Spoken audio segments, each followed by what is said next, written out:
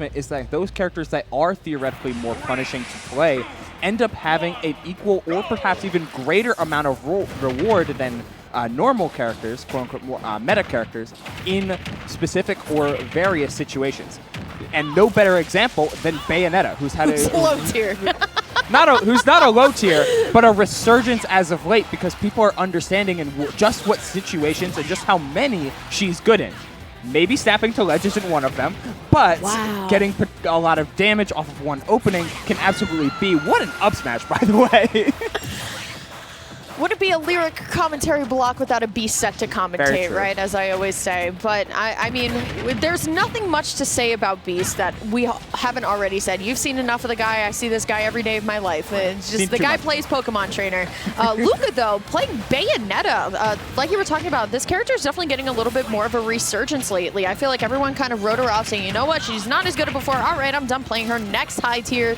Now I'm playing Steve. Now I'm playing, you know, Aegis. Right. But I still think Bayonetta can be very good. Now, you know, since we do have Beast stats, as I like to call it, Beast did have a very close set with Lima a couple majors ago.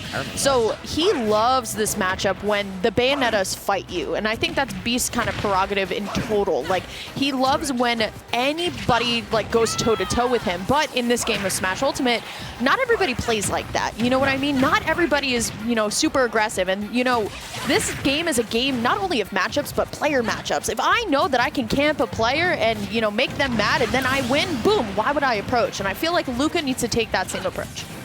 Yeah, and Bayonetta actually absolutely has the means to do so. Things like dive kicks after multiple witch twists can be very hard to catch up to, but down so far like this and the stress to try and find an opener, that is where Bayonetta can really find struggle. So it's like, I'm down already, I need this ABK, and then you start forcing it, and you cannot force anything with this character. This ain't easy mode. We're going for pure platinum right now. For sure. Here we go, though. Luka going to be able to find the nice, beautiful string on Squirtle here. It's one of the other things about PT that you just need to counterplay. If you can anticipate the switch, you have a free punish every single time, especially with Bayonetta, right? You can get a combo here. Beast going to use the fly throw, get some space, up throw, going for the nair there. A little bit of interesting, a little bit of what I'd like to call freestyle combos coming out from Luka here, but here comes Beast. This is where he thrives. 89% is not a lot on Charizard, especially when you're up against Bayonetta, somebody who's a little bit lighter here. Yeah, all that damage is just rage to work with. All of that, all of these aerials and pressure that Luka's been trying to throw out with things like ABK and all these back airs and abundance of such. A lot of it just ends up being rage, and a lot of it just ends up being opportunities to close out the stock. Okay, like that jab forward throw was. Ooh. No DI on that one. Yeah, kind of tough. Definitely just kind of a straight one in there. Sometimes you're like a little bit nervous. Sometimes you just let go of your controller, and you know it's like, well, let Sakurai take the wheel on that one. We're going to Town and City though, and as I always like to say, you never take Beast to Town and City. Town and City is just such a dangerous stage to go to. Ban Town and City. Ban Town and City in general. Okay, this may be absolutely a subjective take and maybe a little bit of a hot one. Kalos is better than Town and City. Whoa. All right. Hold on. I don't know what's in the water up in Jersey. Lead, actually. Oh, lead. Perfect. All right. Anyway, this is some major copium going on here. Anyway, we got Beast. We got Luka. Let's see what Luka's going to be able to do this time. Already turning out a little bit better than Game 1. We saw that beautiful opener Squirtle combo coming out from Beast in the beginning, but now Luka definitely putting on the jets here, getting a little bit more aggressive. Great parry on the up air. That could have spelled disaster, excuse me, but now, honestly, the only one facing disaster right now is Beast, as he's already at almost 100% 30 seconds in. Yeah, wow, that back air was so clean from Luka, chasing down and using the mobility of the platforms to get that extra little bit of distance. If there's anything that I feel like gives Bayonetta players a little bit of extra momentum, it's landing late hit up air like Luka had just been doing to extend your combos a little further. That has been such a key into players like Bloom and like Lima being able to adapt their combo game from just ABK or die to, wait, I actually can find openers off of my stray aerials and turn them into 129% here, Weird. On the second stock too, this isn't even first stock anymore, Ugo, and it's honestly, Luka, this is a different Bayo player. I do not remember this Bayo player from last game. Go, though. A couple of F tilts. The next one could be deadly if the DI is just not right there. And Luka has to be careful fighting their way out of the corner, too, because you never know. Sometimes Beast is going to angle that back air upwards a little bit.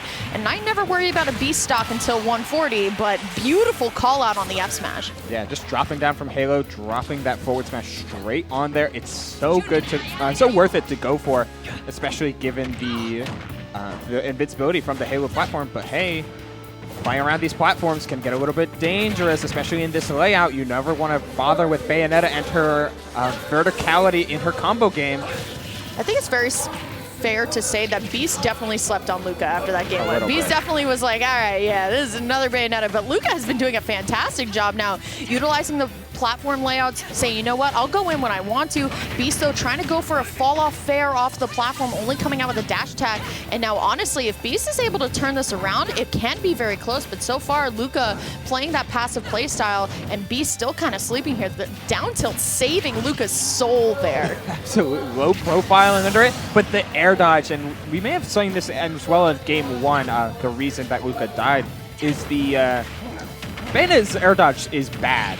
Oh no, don't not like that. At 20%, that could have been it. I'm not even kidding. Here we go, though. Luka, you definitely want to get rid of this stock now because Beast is a menace on this stage. Here we go. Has the dash attack here. Looking for it. Finds the first nair, but here comes Luka. Back throw is going to be the pick. Beast going to take a very passive approach to getting back to stage, which I can appreciate. This is not the player that plays passively. That dash or that rapid jab will KO. Let's see if Luka's going to be able to turn it out game 3, beating Beast on his best stage. I really enjoy the point that you made, Lyric, where taking it passive, holding shield at mid-range, just allowing Luka to, forcing Luka to beat a Charizard in shield when you have things like up smash available, neutral air, some good out of shield options at your disposal.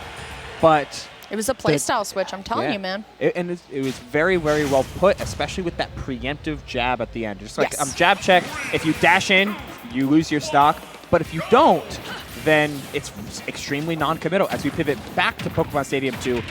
A Tri-State player is a dream. For sure. MTVA stage list, not exactly my favorite. Sorry, Apostle. Had breakfast with you at TwitchCon, though, and it was fantastic. Yeah, but I mean, the stage list is definitely very interesting. It definitely benefits, you know, certain players and certain play styles here. I mean, so far, getting a little bit of remnants of game 1, but here comes Luka fighting their way out of the corner, doing pretty well so far. Here we go, looking for the up tilt, but now here's the Ivysaur. Wanted to see this a little bit before, but it is going to be the up air into the Vine Whip that gets first stock for Beast, and now he's playing with a little bit more respect for Luka, too. Yeah, we saw the Ivysaur a lot earlier. We're getting to see some utility of that range.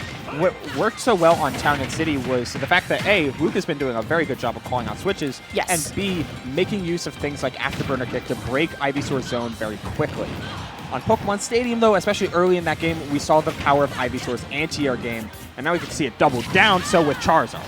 Yeah, this is what I was kind of expecting coming out from Beast, punishing the ABKs in, but speaking of ABK, Luka going for the combo, but unfortunately for Luka, Beast is going to fall out and going to be able to find the falling up there, and now we are seeing a remnants of game 1. Ubel, where did it all go wrong? I feel like it's the power. It's the power of Pokemon Stadium. Like, especially given Charizard and Ivysaur are both extremely good on this stage. Oh yeah. Have so much utility. Have such deadly finishers, and potentially we may be seeing the verge of a 3-stock as this Charizard back air. It just takes one more, but that forward smash could have equally been as destructive. Angled down like that on a Bayonetta that doesn't snap.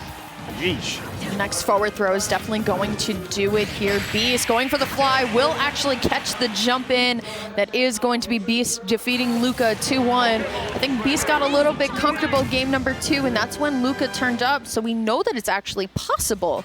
But you can't be sleeping on everybody in this game. Everybody's got something, a very special something in this game, and you can't be sleeping on anybody who still mains Bayonetta. You can't be sleeping on anybody who plays a niche character or a mid-tier or, you know, a low-tier, as you went on. Low-tier theory, and just the idea that every character in this game has something. Yeah, it's almost best exemplified by the MDVA duo, Little Mac duo of Alternative